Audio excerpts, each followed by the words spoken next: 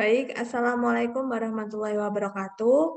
Kami dari kelompok 11 akan mempresentasikan hasil dari kerja kelompok kami terkait solusi permasalahan pembelajaran membaca, menulis, dan berhitung permulaan di SD.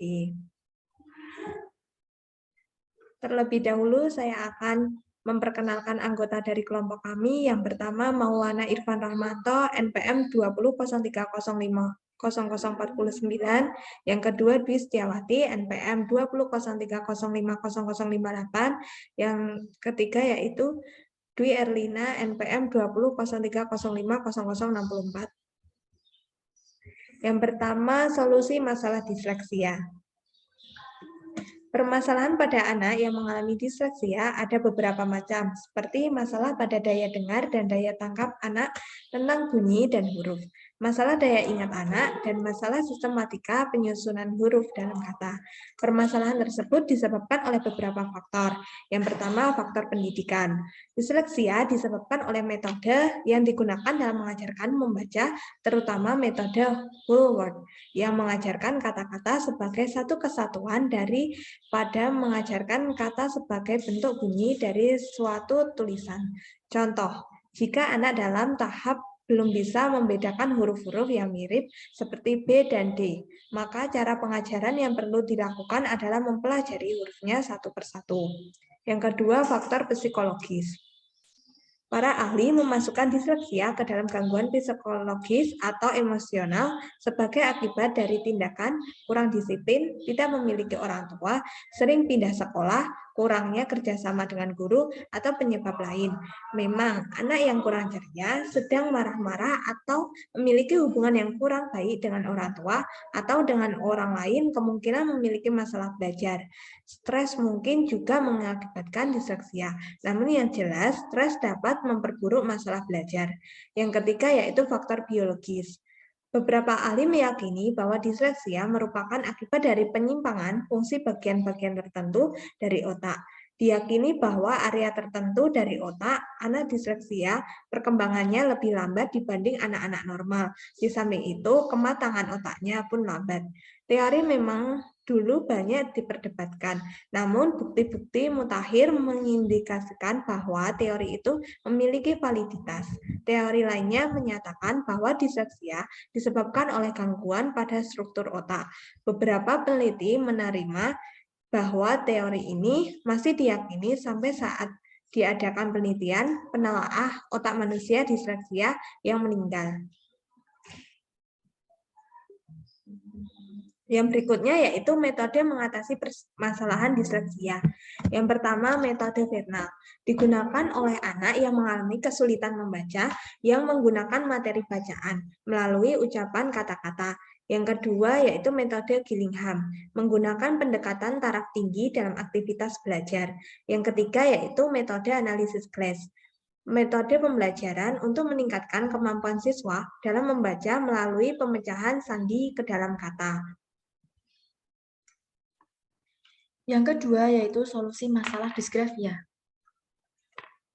Disgrafia yaitu suatu keadaan di mana manusia tidak dapat mengimajinasikan suatu bunyi, suara menjadi simbol angka dan huruf. Permasalahan tersebut disebabkan oleh beberapa faktor, antara lain tulisan anak yang cenderung abstrak, sulit untuk menggunakan alat tulis, ketidaksesuaian penggunaan cara antara kata dan kalimat, serta perbedaan penulisan dengan kata yang diucapkan. Metode mengatasi permasalahan disgrafia. Yang pertama yaitu metode abjad atau alfabet. Metode ini sering digunakan untuk anak yaitu dengan cara menggunakan dengan kata-kata lepas. Metode abjad dimulai dengan mengenalkan huruf-huruf secara alfabet.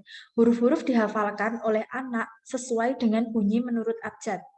Lalu anak diajak untuk mengenal suku kata menjadi kata dengan cara merangkaikan beberapa huruf yang sudah dikenalnya. Kemudian, anak diajak untuk menyusun kata menjadi sebuah kalimat. Yang kedua yaitu metode bingkai. Metode bingkai di mana anak dipersiapkan terlebih dahulu kematangannya untuk dapat menulis dengan mengenal bidang datar. Yang ketiga yaitu metode struktural analitik sintetik atau SAS. Metode pembelajaran menulis permulaan yang didasari dengan melalui pendekatan cerita, yang mana dengan cara memulai mengajarkan ini, anak diajarkan untuk menulis dengan menampilkan cerita yang diambil dari dialog siswa dengan siswa. Teknik metode SAS berupa keterampilan menulis kartu huruf, kartu suku kata, kartu kata, dan kalimat. Yang keempat yaitu metode global. Metode global merupakan metode yang digunakan dengan cara memulai pengajaran membaca kalimat utuh yang ada di bawah gambar, menguraikan kalimat dengan kata-kata, dan menguraikan kata menjadi suku kata. Yang ketiga yaitu solusi masalah diskalkulia. Diskalkulia merupakan sebuah keadaan di mana seorang anak tidak dapat menginterpretasikan jumlah angka, sehingga berakibat pada terjadinya penyimpangan hitungan.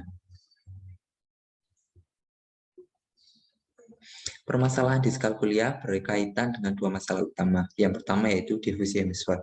Difusi hemisfer adalah keterlambatan penyampaian informasi dari otak kanan ke otak kiri sehingga berakibat pada kesulitan memahami angka dalam hitungan, seperti memahami dan menggunakan nilai tempat.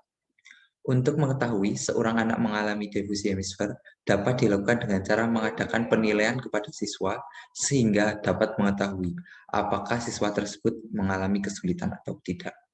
Yang kedua yaitu kesulitan anak dalam menginterpretasi angka-angka matematis.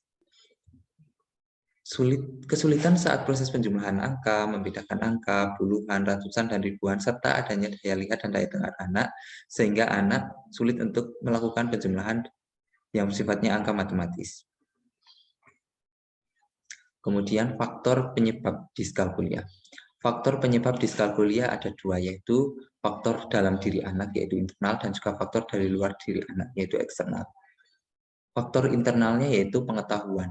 Pengetahuan sangatlah dibutuhkan dalam melakukan diskalkulia karena seorang anak yang mengalami diskalkulia memiliki pengetahuan yang minim akan angka-angka dan juga nilai-nilai matematis. Kemudian yang kedua motivasi.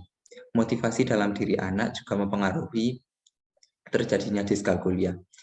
Siswa yang memiliki motivasi rendah akan cenderung mengalami diskalkulia yang berpotensi lebih lama dibandingkan dengan anak normal yang memiliki motivasi yang tinggi untuk belajar matematika. Kemudian yang ketiga yaitu atensi dan juga sikap. Siswa haruslah memiliki atensi dan sikap yang baik agar permasalahan diskalkulia dapat dihilangkan. Kemudian kebiasaan belajar dan juga kondisi fisik siswa sangatlah berpengaruh terhadap adanya diskalkulia. Kemudian faktor eksternalnya yaitu lingkungan sekolah, lingkungan keluarga, dan juga lingkungan masyarakat. Lingkungan sekolah sangatlah berpengaruh terhadap terjadinya diskalkulia karena siswa yang cenderung diam di dalam lingkungan sekolah akan menyebabkan terjadinya diskalkulia. Kemudian penanganan anak diskalkulia. Penanganan anak diskalkulia terbagi menjadi dua, yaitu penanganan pada anak yang tidak menderita difusi hemisfer, yaitu dengan cara metode visual.